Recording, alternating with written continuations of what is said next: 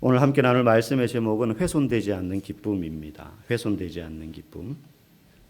바울이 살던 그 당시, 그냥 어림잡아도 지금으로부터 거의 한 2000년 전 아니겠습니까? 그 당시 기독교인들에게는 기뻐할 만한 일이 별로 없었습니다. 왜냐하면 예수 믿는 사람들이 소수였습니다. 그래서 어딜 가든지 핍박을 받았습니다. 우리 사회에도 종교와 상관없이 뭔가 소수자들은 항상 좀 이렇게 핍박을 받지 않습니까? 주목의 대상이 되고. 더군다나 그 초창기에 어려운 시기에 예수를 믿은 사람들, 그 초기 사회의 기독교인들에게는 신앙이 삶의 가장 중요한 우선순위였어요. 그래서 신앙을 지키기 위해서 정든 삶의 터전을 떠나기도 하고 다른 도시로 이주하기도 했습니다. 심지어는 가문을 떠나서 고대에 그 가문 중심, 마을 중심으로 살던, 아버지가 살던 곳, 할아버지가 살던 곳, 그 위에 조상들이 살던 마을에서 그냥 자기도 사는 게 당연한 줄 알던 그 시대에 이 신앙 때문에 그곳을 떠나게 되는 일들까지 생길 정도로 이 초기 기독교인들에게 신앙은 너무너무 중요한 문제였습니다. 오늘날에도 직장을 따라 여러 가지 이유로 이직을 하고 또 이사를 가시는 분들이 신앙생활을 다시 이제 시작하거나 교회를 찾는 데 상당한 어려움을 겪지 않습니까? 그만큼 신앙이 중요하기 때문에 아무 교회나 또 가기가 쉽지 않은 거죠. 이 당시 기독교인들에게는 그 문제가 굉장히 중요했습니다. 그만큼 신앙이 핍박을 받는 것이 삶에 엄청난 영향을 미쳤어요.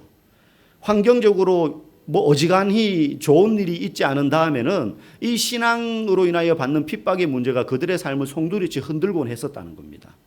우리는 신앙의 어려움을 겪는 일들이 잘 없습니다. 요즘. 그렇지 않습니까? 신앙 때문에 어렵다기보다는 그냥 인생 사는 게 힘든 일들이 많아요. 초대교회 교인들은 그만큼 신앙이 중심이었고 그 신앙 때문에 그 핍박으로 인해서 기뻐할 만한 일이 잘 없었다는 거예요. 그런데 오늘 본문 1절에 보니까 바울이 권면합니다. 주 안에서 기뻐해라. 기뻐할 만한 일이 없는데, 더군다나 이 말을 하고 있는 바울도 감옥에 갇혀 있는데 빌립보 교인들에게 기뻐해라. 주 안에서 기뻐해라. 여러분, 그때에 비해서 사실 우리는 기뻐할 만한 이유가 엄청나게 많습니다. 왜? 잘 살아요. 우리 먹는 것만 봐도 조선시대 임금님보다 더 잘 먹습니다. 임금님들은 생전 생각도 못 해보고 있는지조차도 몰랐던 음식들, 우리는 일상적으로 마음만 먹으면 먹을 수 있잖아요. 네? 그런데 그렇게 기뻐할 만한 이유가 과거에 비해서 헤아릴 수 없이 많은데 여러분, 그렇게 기쁘십니까? 그렇게 기쁘냔 말이에요. 별로 안 기쁜 것 같아요. 끊임없이 기쁘고 즐겁고 좋은 일을 찾아다녀요. 우리가 기뻐할 만한 그런 이유가 과거에 비해서 너무너무 많은데도 불구하고 기뻐하지 않는 것. 그것은 아이러니하게 과거보다 형편이, 환경이 너무 좋아졌어요. 그래서 환경과 조건에서 자꾸 기뻐할 만한 이유를 더 찾으려고 해요. 이거보다 저걸 먹으면 더 기쁘겠지. 여기보다 저 집에 살면 더 기쁘겠지. 이 회사보다 저 회사에 다니면 더 기쁘겠지. 그러니까 뭔가 더 좋은 환경, 더 넉넉한 조건, 여기에서 기쁨을 찾으려고 하다 보니 여러분, 외적인 상황에서 오는 기쁨은 일시적입니다. 우리에게 흔들리지 않는, 훼손되지 않는 그런 기쁨을 주지 못해. 왜? 상황은 언제든지 변하기 때문에. 또 그걸 내가 컨트롤 못합니다. 여러분, 가족만 봐도 그렇잖아요. 자식이 공부를 잘해서 엄마나 100점 맞아서 1등 했어 그러면 너무 기뻐요. 근데 그 다음 주에 한 5등으로 떨어지면 살짝 기분이 나빠요. 그 다음 달에 한 20등 하면 거의 원수지간이 됩니다. 원수지간이. 여러분, 그 이쁜 자식이 공부만 좀 못해도, 성적만 좀 떨어져도 기쁨은 온데간데 없어요. 남편이 돈 잘 벌어오다가 실직당했어요. 아니면은 이번 승진심사에서 탈락했어요. 다른 친구들, 동기들, 이웃 사람들 다 잘 나가는데 동창회 나갔더니 서로 남편 자랑하는데 자기는 자랑할 게 별로 없어요. 그러면 있던 기쁨이 물거품처럼 사라지는 거예요. 뭔가 환경과 조건이 좋아져서 기쁜 건 잠시 잠깐이에요. 더군다나 그걸 우리가 마음대로 못한다는 거예요. 오히려 그런 환경과 조건이 어려워져도 가족들끼리 기뻐할 수 있는 비결이 있는데 그게 뭐냐면 하나 되는 거예요. 가족이. 어려움은 있을 수 있죠. 잘 되다가 못 될 수 있습니다. 그런데 그것 때문에 기뻐하려고 하면 그런 문제가 생기는데, 그런 환경과 조건의 변화와 상관없이 가족이 서로 깊은 애정 관계가 있다는 것을 확인하면서 함께하고 하나 된다라는 그 확신이 들면 그때 찾아오는 기쁨이 환경의 부족함, 조건의 나쁨보다 뛰어넘는 거예요. 그래서 어떤 집은 삼시세끼 임금님보다 잘 먹고 부자고 차도 몇 대씩 굴리고 잘 나가는데 집에 들어오는 게 지옥 같은 집이 있는 반면에 그냥 밖에서 봐도 저 집은 지질이 그냥 궁색 떨 것처럼 보이는데 가족들끼리 함께 있는 게 너무너무 행복한 거예요. 그냥 한 밥상머리 이렇게 둘러 앉아서 먹는 그런 집이라 할지라도 너무너무 즐거운 거죠. 환경과 조건에 구애받지 않는 가족 간의 기쁨이란 그렇게 깊은 애정관계 속에 있을 때 가능한 겁니다. 성도도 마찬가지입니다. 신앙생활을 하는 성도가 예수님과 깊은 애정관계를 유지하고 있다면 우리가 살아가면서 겪는 크고 작은 삶의 문제 앞에서도 그 문제들이 그 예수님과의 깊은 애정관계를 기초로 해서 오는 그 근본적인 기쁨을 훼손할 수 없는 거예요. 훼손할 수 없는 거예요. 예수님의 십자가의 죽음은 그만큼 강력해요. 예수님이 십자가에서 죽으셨다는 건 그저 우리를 죄에서 구원해 주셨다는 것만이 아니에요. 예수님이 십자가에 죽으실 때 뭐도 함께 죽었느냐? 모든 두려움, 외부적인 조건에서 오는 모든 좌절감, 그 모든 궁극적인 가장 큰 두려움이 죽음 아닙니까? 그것까지 다 십자가에 같이 못 박았다는 것이기 때문에 예수님이 십자가에서 죽으셨다는 그 죽음의 효과는 어떤 환경보다 강력해요. 그래서 바울이 빌립보 교인들에게 주 안에서 기뻐해라. 나도 알아. 너희들 신앙생활을 지킨다는 것이 지금과는 비교할 수 없이 너무너무 힘들고 더군다나 핍박받는 가운데서 그리스도인으로 산다는 것이 얼마나 괴로운지 감옥에 갇혀있는 나보다 더 잘하는 사람이 있겠냐. 자기가 복음 전하다가 감옥에 갇혔으니까. 그래서 말하는 거예요.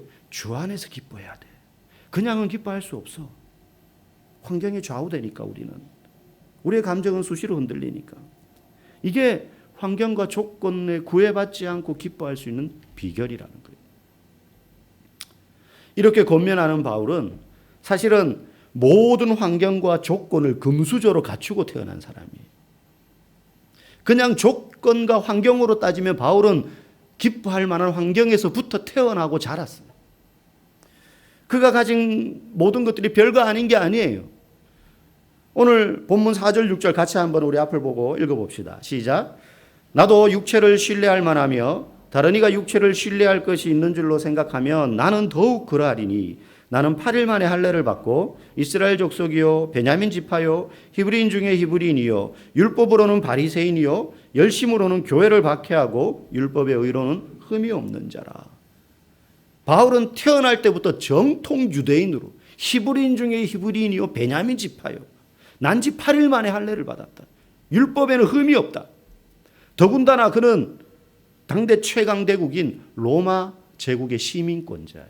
날 때부터. 학벌은 또 어떻습니까? 오늘 본문에는 나오지 않지만 성경을 보면 그 당시에 예수님과 거의 동시대, 예수님보다 조금 이전에 존재했던 샴마이와 힐렐이라는 당대의 유대사회에 뛰어난 학자가 있었어요. 그래서 이 학자들 밑에 지금처럼 학교가 있는 시대가 아니니까 어느 대 출신 이런 게 아니라 누구 밑에서 배웠냐 이거예요. 근데 이 샴마이와 힐렐 두 학파가 유대사회의 대거도 학자였어요. 이 두 사람으로부터 제자들이 막 생길 거 아닙니까?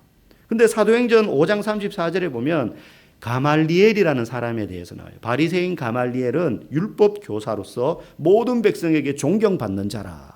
가말리엘이라는 사람이 나오는데 이 가말리엘이 힐렐 학파의 시초인 힐렐이라는 학자의 손자예요. 근데 이 바울이 가말리엘의 제자예요. 그러니까 당대의 두 학파인 샴마이 학파냐 힐렐 학파냐 그 둘 중에 그거 이름만 대도 그냥 인정해 주는 거예요. 요즘 스카이 뭐 이렇게 하는 것처럼. 바울은 가말리엘의 제자였어요. 더군다나 율법에는 철저한 사람이었어요. 신분, 태생적으로 그리고 그의 자격, 로마 시민권자 아무도 함부로 못해요. 로마 시민권을 가졌다는 것은 평민이라 할지라도 자기가 원하면 황제 앞에 가서 재판을 받을 수가 있어요. 감히. 로마 시민권자라는 것 때문에. 능력에 있어서도 하나도 부족함이 없어요. 그런데 바울은 우리가 다른 성경에서도 보듯이 그 모든 걸 배설물로 여겼다. 똥더미, 쓰레기 더미로 여겼다. 그래요, 자기가. 바울도 이전에는 그런 조건, 환경들을 신봉했고 최대한 활용했습니다. 성공을 보장하는 조건이었어요. 하지만 그가 예수님을 만나고 난 뒤에 그는 인생이 완전히 뒤바뀌게 됩니다. 그의 일생의 가치관이 바뀌고 삶의 목적이 바뀌고 우선순위가 바뀌어요. 여러분, 예수님을 진정으로 만나면 사람이 바뀌지 않을 수가 없습니다. 저도 많이 봤지만 여러분들도 많이 봤을 것이고 어쩌면 이 중에 당사자인 분도 있을 겁니다. 예수 만나기 이전과 예수 만난 이후의 나 너무너무 다른 거죠. 제대로 예수를 만나면 변하지 않는 사람은 아무도 없어요. 교육으로 되지 않고 훈련으로 되지 않는데 예수 만나면 변해요. 예수 만나면 변해요. 하지만 구체적으로 바울이 그 모든 환경과 남부럽지 않은 조건을 배설물처럼 여길 수 있었던 이유는 그것만으로는 좀 설명이 부족해요. 도대체 무엇이 바울을 이렇게 바꿀 수 있었는가? 우리 8절 말씀 한번 읽어보겠습니다. 시작. 또한 모든 것을 해로 여김은 내 주 그리스도 예수를 아는 지식이 가장 고상하기 때문이라. 아멘. 여기서 해로 여긴다는 말은 손해본다 이런 뜻이에요. 그리스도 예수를 알고 나니 예수님을 아는 그것과 비교해서 자기가 이제까지 쌓아 올리고 소유하고 있었던 세상의 모든 지식과 조건과 태생과 신분과 자격과 이 모든 것을 붙들고 사는 것이 오히려 손해보는 장사더라는 거예요. 여러분, 이해가 우리는 잘 안 갈 수가 있어요. 모든 사람들이 우러러보고 좋아하는 그것이 예수 그리스도를 아는 지식에 비교하면 오히려 그걸 붙잡고 사는 인생이 손해보는 거라는 거예요. 도대체 그리스도 예수를 아는 것이 무엇이기에 바울은 도대체 예수님에 대해서 어떤 사실을 알았기에 그 모든 조건들, 환경들을 쓰레기더미처럼 배설물처럼 여기게 되었을까? 이걸 알면 바울이 흔들리지 않는 기쁨 속에서 빌립보 교인들에게 너희도 주 안에서 기뻐하라라고 말하는 이유를 알 수 있게 되는 거예요.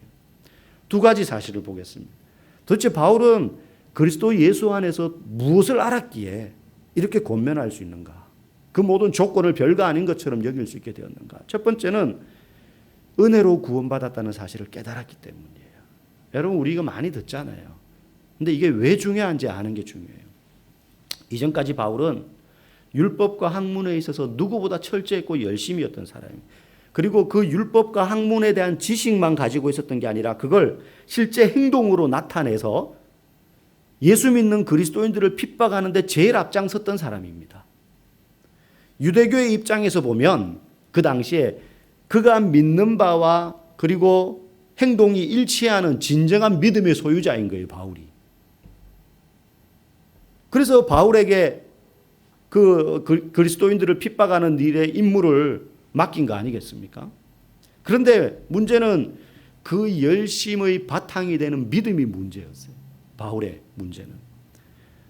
당시에 유대인들이 믿는 유대교나 그리고 헬라 사회의 모든 이방인들이 믿는 헬라의 종교나 유일신을 믿느냐 여러 신을 믿느냐의 차이는 있지만 그 신앙의 뼈대는요, 행위에 근거하고 있는 믿음 체계였어요. 행위에 근거. 그러니까 내가 얼마나 종교적으로 열심히 행동하고 실천하느냐.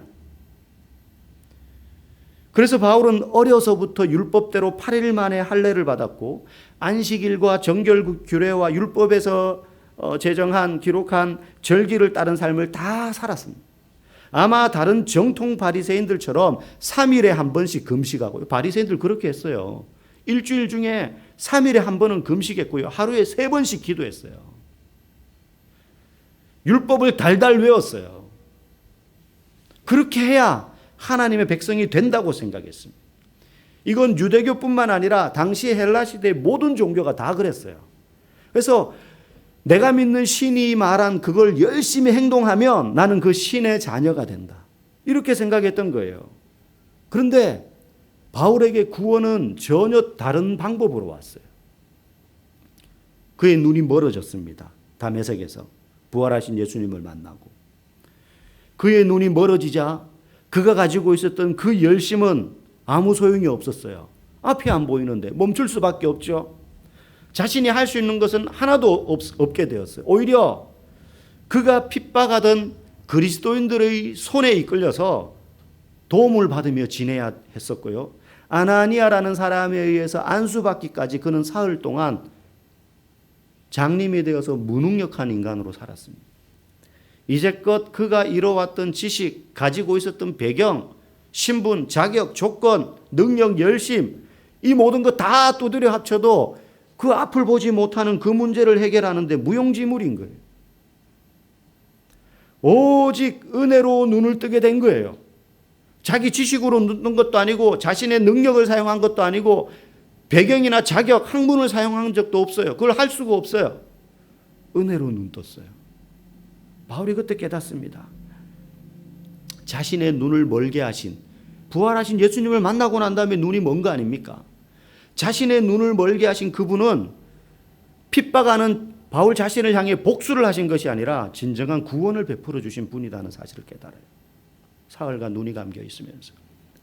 자신은 겨우 사흘만 못 본 것뿐이지만 자신의 눈을 뜨게 해주시고 구원을 주신 예수 그리스도는 사흘간 죽음 가운데 계셨던 분이라는 것을 깨닫게 돼요.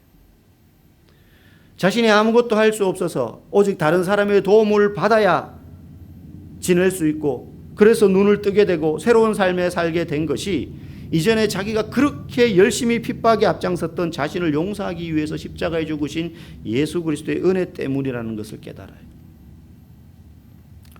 세상 모든 종교가 자신의 공로와 열심 때문에 구원이 획득되어진다라고 생각했었는데 기독교는 달랐어요. 다른 종교가 열등해서가 아니에요. 그리스도 예수를 아는 지식이 가장 고상하기 때문이에요. 이것이 그가 예수님을 만나고 깨달은 지식이에요. 여러분, 우리가 살면서 어지간한 것은 내가 가지고 있는 조건이나 능력으로 해결합니다. 그 중에 돈의 힘이 가장 세요. 돈으로 해결할 수 있는 게 제일 많아요. 맞아요. 그런데 그 돈으로도 해결 못하는 것이 더 많습니다. 돈도 건강도 내 지식이나 인맥도 무용지물일 때가 있어요. 여러분, 부모님 중에 치매 오시는 분들 있죠? 그 돈으로 해결됩니까? 내 지식으로, 내 학력으로 해결이 됩니까? 안 돼요. 막을 수 없어요. 관계가 깨어졌어요. 돈 주면 다시 회복됩니까? 아니에요. 자식이 부모를 향하여 쌍욕을 하고 집을 뛰쳐나갔어요.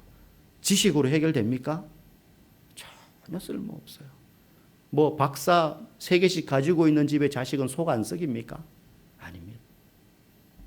마음에 내 의지와 상관없이 우울증이 찾아왔어요. 그거 해결 안 돼요. 경험으로 해결 안 돼요. 그런 거 말고도 많아요. 자녀와 부부 사이도 내 마음대로 안 돼요.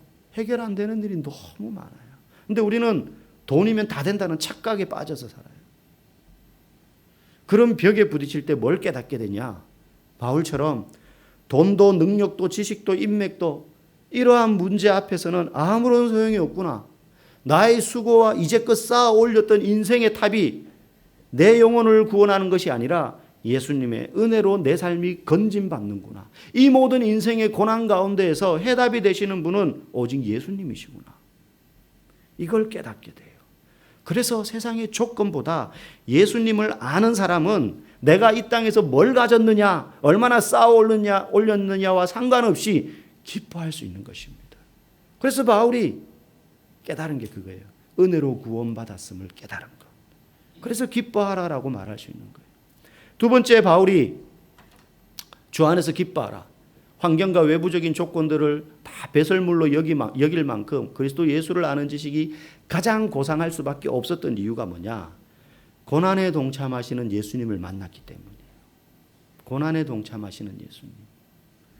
여러분 잘 아시는 탤런트 차인표 씨 아마 간증 들으신 분들이 많이 계실 겁니다. 여기저기 경로를 통해서. 그 차인표 씨의 간증 중에 이런 부분이 있었어요. 그는 모태신앙으로 태어난 사람입니다. 그러니까 뭐 어릴 때부터 예배드리고 기도하고 말씀 보고 이러는 게 굉장히 자연스럽고 익숙하지 않았겠습니까? 모태신앙이니까. 그런데 그가 평생 동안 예수 그리스도의 이름으로 기도하고 성경을 읽어왔지만 단 한 번도 예수 그리스도의 음성을 들어본 적이 없는 거예요. 우리 중에도 그런 분들 많이 있을 수 있잖아요. 그래서 어느 날 갑자기 철이 들고 나서 예수님의 음성을 들어보고 싶다라는 생각이 든 거예요. 여러분, 모태신앙이나 아주 어릴 때부터 신앙생활을 해오셨던 분들이 한 번씩 하는 그 의문 중에 하나가, 내가 혹시 세뇌당한 거 아닌가? 내 의지와 상관없이 어릴 때부터 교회를 때까지 다녔으니 지금 내가 어른이 되었는데도 그냥 세뇌당해서 나는 그냥 믿고 있다고 착각하고 있나? 예수님이 진짜 계신가? 아마 차인표 씨도 그런 고민을 했던 것 같아요. 예수님의 음성을 한번 들어보고 싶다. 그래서 본인 표현들은 별짓을 다 했대요. 그래서 어떤 뮤지컬에서는 4년 동안 계속 그 뮤지컬에서 예수님 역을 계속 한 거예요. 이제 자기 나름대로의 생각이죠. 그렇게 예수님 역에 내가 몰입해서 열심히 진정으로 하다 보면 예수님의 음성을 들을 수 있지 않을까? 배우로서 해봄직한 생각이죠. 그런데 이제 그러던 어느 날 2006년도에 이제 그의 아내 시네라 씨, 그죠? 그 아내가 한국 컴패션이라는 구호단체 홍보대사가 된 거예요. 그래서 그런 활동을 하고 있는데 한 번은 이제 그 컴패션에서 봉사자들과 함께 동인도 인도 지역의 캘커타라는 곳에 방문을 하기로 한 겁니다. 아이들에게. 준비하고 있는데 갑자기 이제 이 시네라 씨가 부득이하게 일이 생겨서 본인이 가지 못하게 된 겁니다. 그래서 남편에게, 차인표 씨에게 대신 부탁한 거예요. 근데 이분은 이때까지 뭐 신앙생활을 해왔지만 그런 일을 해본 적도 없고 별로 관심도 없었거든요. 가기 싫어서 이 핑계 저 핑계 대다가 어쩔 수 없이 끌려가듯이 가게 됩니다. 그런데 그런 다른 자원봉사자들하고 막 얼굴 섞이는 게 싫어서 그 봉사하러 가는데 퍼스트 클래스 1등석을 타고 가는 거예요. 혼자 비행기에. 다른 봉사자들은 저기 이코노미석 타고. 그래가지고 이제 봉사 가는데 1등석 타고 텅 빈 자리에 왕처럼 혼자 타고 갑니다. 이제 비행기에서. 그런 강팍한 마음을 가지고 인도에 도착하고 또 버스를 갈아타고 목적지까지 한 서너 시간을 그 시골길을 달려서 다 허물어져 가는 시골 교회가 있는 마을에 도착을 해요. 근데 가는 도중에 그 이제 봉사단체의 인솔자인 목사님이 차인표 씨에게 와서 이렇게 부탁하는 거예요. 차인표 씨, 임표 씨가 지금 만날 아이들은 이 세상에서 제일 가난하고 보잘것없는 아이들입니다. 이 아이들을 만나시면 아이들을 꼭 안아주세요. 안아주시고, 너희들은 귀한 존재다. 사랑받기 위해서 태어났다. 내가 너희들을 사랑한다. 라고 한마디만 해주세요. 뭐 그거는 누구라도 할 수 있는 것 아닙니까? 그래서 뭐 그러지 뭐 하고 속으로 이제 생각한 거예요. 교회 앞에 수백 명의 아이들이 일행을 반기려고 서 있었습니다. 근데 보니까 일부러 입힌 것 같아요. 다 흰 옷을 입긴 입었는데 누가 봐도 꾀지지하고 구겨지고 여기저기 때가 묻은 더러운 옷이에요. 흰 옷이라고 하얀 흰 옷, 새 옷이 아닌 거죠. 그런데 그중에 이제 맨 앞에 있는 한 6, 7세쯤 되어 보이는 남자아이가 있는데 이제 차인표 씨가 그냥 뭐 누군지도 모르지만 걔한테 다가가니까 애가 손을 이렇게 내민 거예요. 그래서 이 차인표 씨도 그냥 그 아이의 손을 이렇게 맞잡아 줬습니다. 그때 그 아이의 손을 딱 잡는 그 순간 그가 수십 년 동안 그 음성을 듣고 싶어서 그렇게 찾아 헤맸던 예수님께서 그 아이를 통해서 그에게 음성을 들려주기 시작했대요. 임표야, 잘 왔다. 내가 너를 여기서 기다리고 있었어. 이 아이 옆에서 너를 기다리고 있었어. 내가 너를 사랑한다. 너는 나의 사랑을 받기 위해서 이 세상에 태어났단다. 그가 이 아이들을 만나면 해주려고 했던 그 말을 이 아이를 통해서 예수님께서 그에게 그대로 해주셨어요. 그는 예수님을 찾아서 1등석 비행기를 타고 무대 위에서 헤매고 있는 동안에 예수님께서는 이 가난하고 보잘것없는 아이 옆에서 그를 기다리고 계셨던 겁니다. 엉뚱한 데서 찾아 헤매고 있었던 거예요. 마음이 가난한 자는 복이 있나니 그가 천국을 볼 것이다. 그는 그날 예수님의 음성을 들었고 그때부터 그의 인생이 달라졌고 자기 아내보다 더 열심히 그 컴패션의 홍보대사로서 그 외에 수많은 봉사하는 현장에서 지금도 섬기면서 살고 있습니다. 제가 초등학교 때 학교를 다닐 때 이제 우유급식 다 먹잖아요. 우유급식. 그죠? 몇백 원 더 내면 딸기 우유 먹고 뭐 이런 거 있었잖아요. 근데 한 달에 지금 오래돼서 기억은 안 나요. 뭐 2,000원 냈는지 3,000원 냈는지 내면 우유급식을 이제 타 먹을 수 있었어요. 근데 그때 제 어린 마음에 집에 그 돈이 없었던 건 아닌데 부모님께 우유급식비 우유 먹고 싶으니까 급식비 주세요 하면 부담을 끼쳐 드릴 것 같아서 말씀을 안 드리고 우유를 안 타 먹었었어요. 지금 생각하면 그래서 제 키가 요거밖에 안 된 것 같아요. 그때 먹었으면 한 180까지 자라지 않았을까 싶기도 한데 여러분 눈물 젖은 빵을 먹어본 자만이 배고파서 움켜진 그 배를 잡고 얼굴이 쪼그라들어 있는 사람의 마음을 이해할 수 있는 거예요. 예수님은 우리가 당해야 될 굶주림과 가난과 갖가지 육신의 고통과 비아냥과 모욕과 수치심과 억울함과 그리고 자존심의 상처와 버려짐을 한 번에 다 당하신 분이십니다. 그분은 그저 먼 하늘 위에서 우리가 알아서 이 땅을 살아가도록 내버려 두신 분이 아니십니다.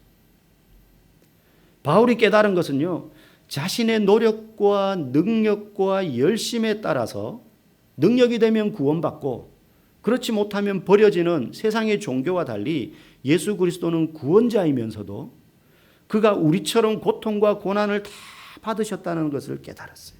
그분은 멀리 계셔서 이 땅 위에 있는 사람들이 뭔가 신을 위해서 열심히 노력하고 공로를 쌓아서 합격 도장을 받아야만 다다를 수 있는 그런 분이 아니라 이 땅에 내려오셔서 우리처럼 사시고 우리와 같이 되셨을 뿐만 아니라 우리가 당해야 될 그 모든 고난과 모욕을 먼저 다 당하신 분이세요.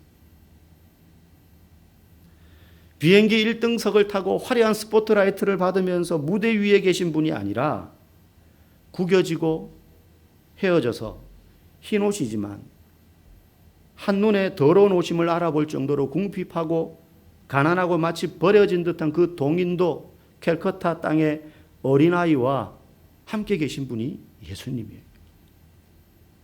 바울이 만난 예수님과 차인표 씨가 만난 예수님과 저와 여러분들이 만난 예수님은 같은 곳에 계신 분이십니다. 내가 더 많은 지식을 쌓고 내가 더 넓은 집에 살고 내가 더 좋은 차를 타면 거기에 기쁨이 더해지는 그 장소에 계신 분이 아닙니다.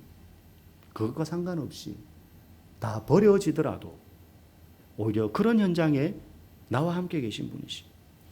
그런 예수님이야말로 우리가 인생을 살면서 당하는 고난과 문제와 어려움 때문에 느끼는 그 비극적인 마음을 완전히 이해할 수 있는 분이십니다.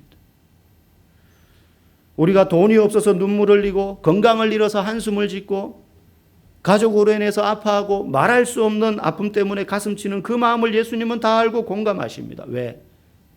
그 순간에 예수님이 함께 계시기 때문에. 이걸 깨닫고 나니 바울은 지금 핍박과 고난이라는 환경이 주는 일시적인 그 고통보다 오히려 그 순간에 자신과 함께 계시는 그리고 자신을 완전히 이해할 뿐만 아니라 나보다 먼저 이 모든 고난을 당하신 그 예수님으로 인해서 받는 위로와 기쁨이 더 크다는 것을 알기에 진정으로 기뻐할 수 있는 거예요. 나를 가장 잘 아시는 그분이 나의 아픔과 함께 하시다는 것. 이 사실은 그 어떤 환경도 조건도 훼손할 수 없는 기쁨인 것입니다. 그래서 바울이 말하는 거예요. 주 안에서 기뻐해라. 주 안에 있어야만 기뻐할 수 있다. 주님 안에 있을 때라야 그 기쁨이 훼손받지 않는다. 그 외의 기쁨은 다 변한다. 여러분 모두가 그리스도 예수를 더 깊이 알아가기를 소망합니다. 예수님의 은혜로 내가 구원받았음을 알고 그분이 우리의 고난의 현장에 함께 계셔서 우리를 이해하시고 공감하시고 함께 고통받는 분이라는 것을 더 깊이 알아가기를 원합니다. 그래서 저와 여러분의 마음속에 그 무엇으로도 훼손되지 않는 기쁨이 넘쳐나기를 주님의 이름으로 축복합니다.